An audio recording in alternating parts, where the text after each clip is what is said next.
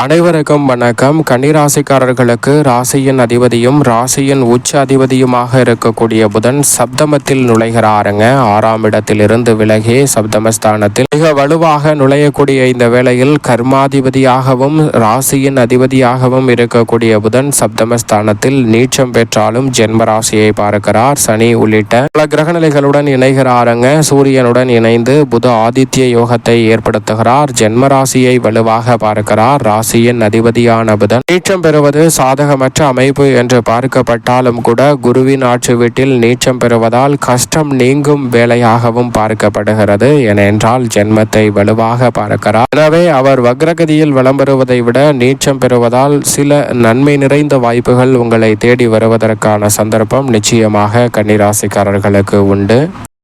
பொதுவாக வித்யாகாரகரான புதனை பொறுத்தவரைக்கும் நவ கிரகங்களிலே சூரியனுக்கு மிக அருகாமையில் இருக்கக்கூடிய கிரகமாகவும் ஒளி பொருந்திய கிரகமாகவும் பார்க்கப்படுகிறார். மனித வாழ்வில் எதிரிகளை பந்தாடக்கூடிய அளவிற்கு விவேகத்தை கொடுக்கக்கூடிய ஆற்றல் பெற்றவராக பார்க்கப்படுகிறாருங்க. அவர் கொடுக்கும் ஆற்றல் என்பது எவ்வளவு பெரிய சிக்கல் நிறைந்த காரியமாக இருந்தாலும் அதை சாதகமாக மாற்றிக்கொள்ளக்கூடிய வகையில் நுட்பமான நுணுக்கமான அறிவாற்றலை கொடுக்கக்கூடிய ஆற்றல் பெற்றவர் என்று சொன்னால் அது நிச்சயமாக வித்யாகாரகன் என்று அழைக்கக்கூடிய புதன் தான். அப்படிப்பட்ட புதன் இந்த வேளையில் குருவின் ஆட்சி வீட்டிற்குள் அமர்கிறாருங்க. குருவின் ஆட்சி வீட்டிற்குள் நீச்சம் பெறுகிறார் புதன். புதனை பொறுத்தவரைக்கும் குரு சமகிரகமாகவும் நட்பு கிரகமாகவும் தான் பார்க்கப்படுகிறார். ஆனால் அதே வேளையில் குருவின் பார்வையில் புதன் பகை கிரகமாக இருக்கிறாருங்க.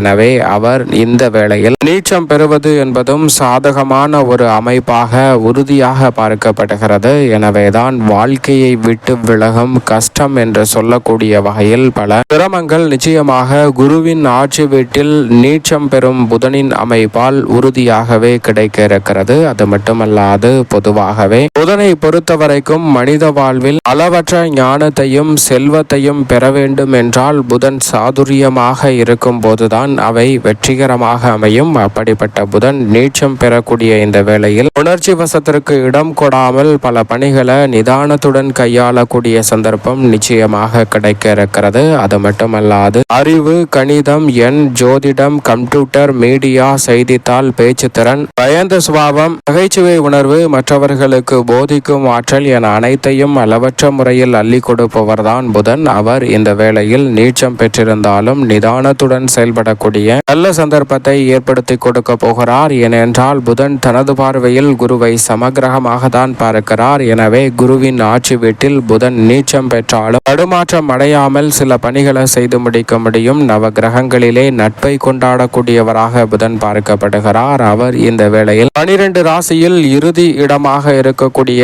குருவின் ஆட்சி வீட்டில் நீச்சம் பெற்றிருக்கக்கூடிய இந்த வேளையில் உணர்ச்சி வசத்திற்கு இடம் கொடாமல் பல பணிகளை நிதானமாக செய்து முடிக்கக்கூடிய சந்தர்ப்பத்தை திட்டவட்டமாக ஏற்படுத்தி கொடுக்கிறார். அதோடு மட்டுமல்லாது அவர் நீச்சம் பெற்றிருக்கக்கூடிய இந்த வேளையில் சில விஷயங்கள் நாம் போதும் என்று போதுமான மனநிலையில் இருந்து விடுவோம். அதுதான் பிற்காலத்தில் நமக்கு பிரச்சனையாக மாறும் என்பதை தற்போது தெரிந்து கொள்ள ஒரு முடியாத சூழல் இருக்கும். அதை உணர்ந்து செயல்படக்கூடிய நல்ல சந்தர்ப்பத்தை இந்த வேளையில் நிச்சயமாக ஏற்படுத்தி கொடுக்க போகிறாருங்க. எனவே சரியாக பயன்படுத்தி கொள்ளுங்கள். உதாரணமாக ஒரு கதை ஒன்றை பார்க்கலாம். ஒரு எலி ஒன்று இருக்கிறது. அந்த எலி ஒரு அரிசி பானைக்குள் நுழைகிறது. அந்த அரிசி பானை முழுவதும் நிறைய அரிசி இருக்கிறது. அந்த எலி நினைத்திருந்தால் மேலேயே அரிசியை தின்னுவிட்டு அந்த பானையில் இருந்து வெளியே சென்றிருக்க முடியும். ஆனால் அரிசி பானையில் தானியங்கள் அரிசி நிறைய இருந்ததால் அந்த எலிக்கு உணவு தேடி வேறு இடம் செல்ல வேண்டாம் என்று நினைத்து அங்கேயே அந்த எலி இருக்க ஆரம்பிக்கிறது. அதற்கு தேவையான உணவை சாப்பிட்டு விட்டு பிறகு தூங்கி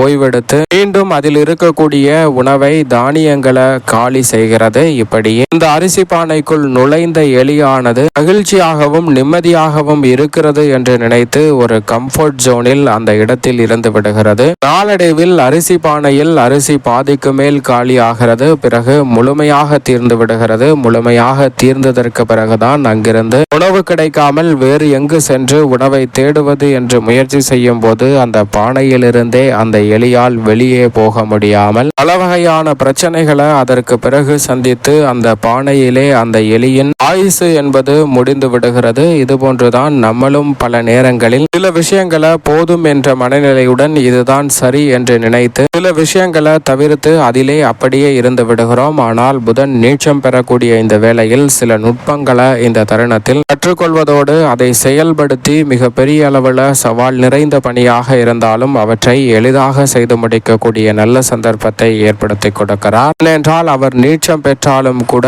அவரது சமகிரகத்தின் வீட்டில் சஞ்சரிக்கக்கூடிய இந்த வேளையில் உணர்ச்சி வசத்திற்கு இடம் கொடாமல் சரியாக புத்துணர்ச்சியுடன் செயல்படக்கூடிய ஆற்றலை கொடுக்கிறார். உங்களை விட்டு கஷ்டம் நீங்குகிறது என்று சொல்லக்கூடிய வகையில் இந்த தருணத்தில் சிறப்பான மாற்றத்தை உருவாக்குகிறார். பொதுவாக புதன் கெட்டால் புத்தி கெட்டுவிடும் என்று சொல்வார்கள். புதன் நீச்சம் பெற்றாலும் கூட குருவின் வீடு என்பதால் உணர்ச்சி வசத்திற்கு இடம் கொடாமல் முடிவெடுப்பதால் பல பிரச்சனைகளில் இருந்து வெளிவரக்கூடிய நல்ல சந்தர்ப்பம் நிச்சயமாக உண்டு. எனவேதான் குருவின் ஆட்சி வீட்டில் நுழைந்திருக்கும் புதனின் அமைப்பால் கஷ்டம் நீங்கும் வேளையாக இந்த தருணம் அமைகிறது. சரியாக இந்த தருணத்தை நுட்பமாக பயன்படுத்திக் கொள்ளுங்கள்.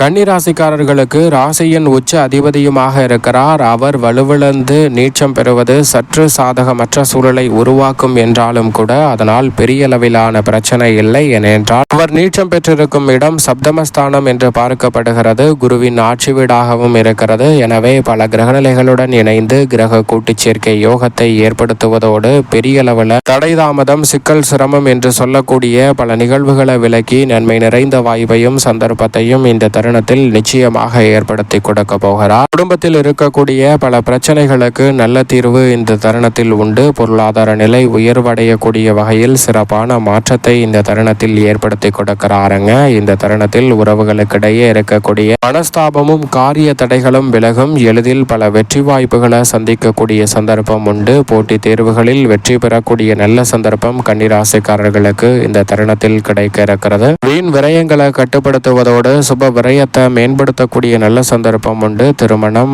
மற்றும் புத்திரபாகியம் உள்ளிட்ட பல எதிர்பார்ப்புகள் இந்த தருணத்தில் ராசியின் அதிபதி சப்தமத்தில் எதிர்பார்ப்புகளை பூர்த்தி செய்யும் அமைப்பில் அமர்வதால் சிறப்பாக கிடைக்க இருக்கிறது. எனவே மிக சிறப்பான மாறுதல் கன்னிராசிக்காரர்களாகிய உங்களை தேடி நிச்சயமாக வருகிறது. அதோடு மட்டுமல்லாது கலைத்துறை மற்றும் அரசியல் துறை சார்ந்த பணிகளில் சிறப்பான வளர்ச்சி உங்களை தேடி வருகிறது. பெரிய அளவில் பாதிப்பு வாய்ப்பு கிடைக்கவில்லை என்று நினைத்த பல காரியங்களை இந்த தருணத்தில் கனக்கச்சிதமாக செய்து முடிக்கக்கூடிய சந்தர்ப்பம் உண்டு. ராசியின் மீது ராசியின் அதிபதியின் பார்வை பதிவதால் இந்த தருணத்தில் சிறப்பான வாய்ப்புகள் தேடி வருகிறது. புத ஆதித்ய யோகம், புத சுக்கிர யோகம் என பல யோகங்கள் நிறைந்திருக்கக்கூடிய இந்த வேளையில் கொடுக்கல் வாங்கல் உள்ளிட்ட பல பிரச்சனைகள் கட்டுக்குள் வருவதோடு கஷ்டம் நீங்கும் வேளையாக இந்த தருணம் கன்னிராசிக்காரர்களுக்கு உறுதியாகவே அமையும். மேலும் இந்த தருணத்தை சாதகமாக மாற்றிக்கொள்ள நிச்சயமாக கன்னிராசிக்காரர்கள் இந்த வேளையில் பொன் கிடைத்தாலும் புதன் கிடைக்காது என்று சொல்லக்கூடிய புதன்கிழமை விரதம் இருந்து அருகாமையில் உள்ள பெருமாள் சன்னதி சென்று தீபம் ஏற்றி வழிபாடு செய்யுங்கள். மிக சிறப்பான வளர்ச்சியும் முன்னேற்ற வாய்ப்பும் உறுதியாகவே தடையில்லாமல் கன்னிராசிக்காரர்களாகிய உங்களை தேடி நிச்சயமாக வரும்.